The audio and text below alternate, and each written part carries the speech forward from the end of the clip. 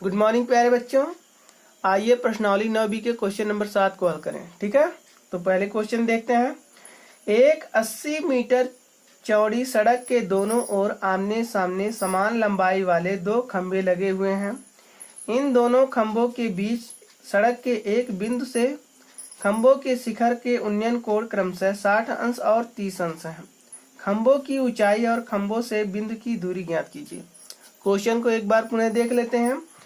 एक 80 मीटर चौड़ी सड़क के दोनों ओर आमने सामने समान लंबाई वाले दो खंभे लगे हुए हैं। इन दोनों खंभों के बीच सड़क के एक बिंदु से खंभों के शिखर के उन्नयन कोण क्रमशः 60 अंश और 30 अंश है। खंभों की ऊंचाई और खंभों से बिंदु की दूरी ज्ञात कीजिए। चलिए मान लेते हैं कि जो सड़क की जो चौड़ाई है वो 80 मीटर है। सड़क सीधे गई है। क्लियर? सड़क की चौड़ाई कितनी मीटर है? 80 मीटर। सड़क के दोनों ओर आमने सामने समान लंबाई के दो खंभे लगे हुए हैं। सड़क के दोनों ओर आमने सामने दो समान लंबाई के खंभे लगे हुए हैं। क्लियर? इन दोनों खंभों के बीच सड़क के एक बिंदु से, मान लिया कोई बिंदु ई है, जहां से हमको बिंदु ए को देखें तो हमको 60 अंश का उन्नयन कोण प्राप्त हो रहा है और बिंदु सी को देख रहे हैं तो हमें 30 अंश का कोण प्राप्त हो रहा है। तो कह रहा है खंभों की ऊंचाई और खंभों से बिंदु की दूरी ज्ञात कीजिए। इस खंभे की हमको ऊंचाई ज्ञात करनी है और जिस बिंदु से हम देख रहे हैं वहां से लेके खंभों के बीच की यहाँ पे दूरी हमको पता करना है। ठीक है, क्लियर? चलिए हम हल करते हैं। मान लिया AB और CD दो खंभे हैं जो सड़क BD 80 मीटर के दोनों ओर खड़े हैं। क्लियर? प्रश्नानुसार खंभे की ऊंचाइयां बराबर हैं। खंभे की जो ऊंचाइयां हैं वो बराबर हैं, सेम हाइट के हैं। अर्थात AB बराबर CD बराबर h मीटर। हमने मान लिया कि इसकी जो ऊंचाई है वो h मीटर है।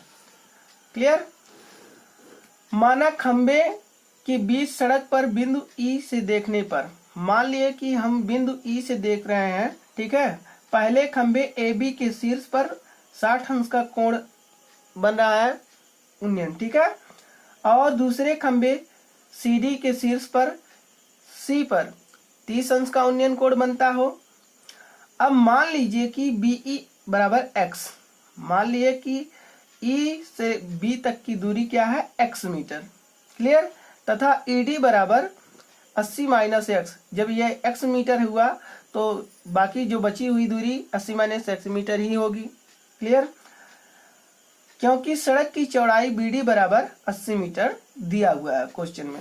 अब समकोण त्रिभुज AE में, यहाँ पे दो समकोण त्रिभुज बने हुए हैं। ठीक है, अब पहले समकोण त्रिभुज में AEB में देखते हैं। हमको लंब मालूम है और आधार मालूम है, और लंब और आधार का रिलेशन किससे होता है बेटा? tan से। तो आइए हम tan लेते हैं। तो tan थीटा बराबर लंब बटे आधार, और थीटा की वैल्यू हमको पता है वो है 60 अंश। तो रखते हैं tan 60 अंश बराबर AB बटे BE। लंब जो है बेटा AB है वो, और आधार क्या है? BE।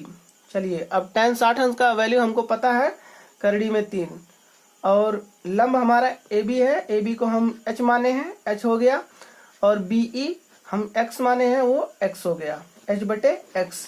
अब तिर्यक गुणा कर लेते हैं। x का गुणा होगा √3 में हो जाएगा √3x, और h का 1 में गुणा होगा तो h इक्का h। इसको समीकरण 1 मान लेते हैं। अब पुनः त्रिभुज CED में देखते हैं।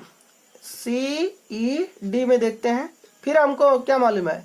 लंब मालूम है और आधार मालूम है। लंब और आधार का रिलेशन किससे होता है? tan से। फिर हम tan लेंगे, तो tan थीटा इक्वल लंब बटे आधार।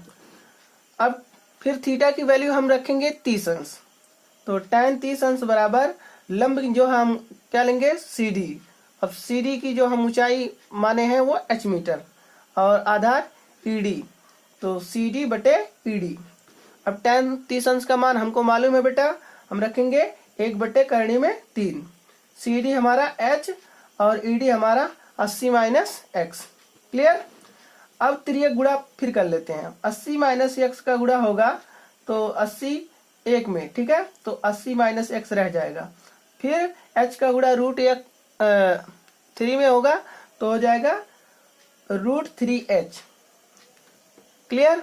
अब क्या करते हैं, इस √3 को उस पार ले जाते हैं, यहाँ पे h यही रह जाएगा और 80 माइनस x बटे √3, इसको समीकरण हम 2 बना लेते हैं।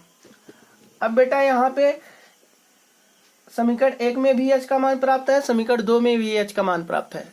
अब क्या करेंगे, हम दोनों समीकरण की तुलना करेंगे। चलिए समीकरण की तुलना करते हैं। समीकरण 1 और समीकरण 2 की तुलना से √3x बराबर 80 माइनस x बटे √3। अब देखिए इसके बटे हम 1 रख देते हैं और तिर्यक गुणा कर लेते हैं। √3 से जब √3 में जब गुणा होगा तो रूट हट जाएगा और बचेगा 3x और बराबर 80 माइनस x। अब यहाँ पे माइनस x है, इधर आएगा प्लस x में हो जाएगा, तो 3x प्लस x बराबर 80, ये हो जाएगा 3x प्लस x 4x बराबर 80। x यही रह गया और 4 इसके नीचे चला गया, तो 80/4, 4 से भाग देंगे 80 में तो आएगा 20, x बराबर 20। अब x का जो वैल्यू है समीकरण 1 में रख देते हैं। समीकरण 1 हम यहाँ माने हैं, ठीक है। तब h बराबर √3x, h बराबर अब x की वैल्यू हम निकाले हैं 20, तो यहाँ पे √3 मल्टीप्लाई 20, h बराबर 20 करड़ी में 3।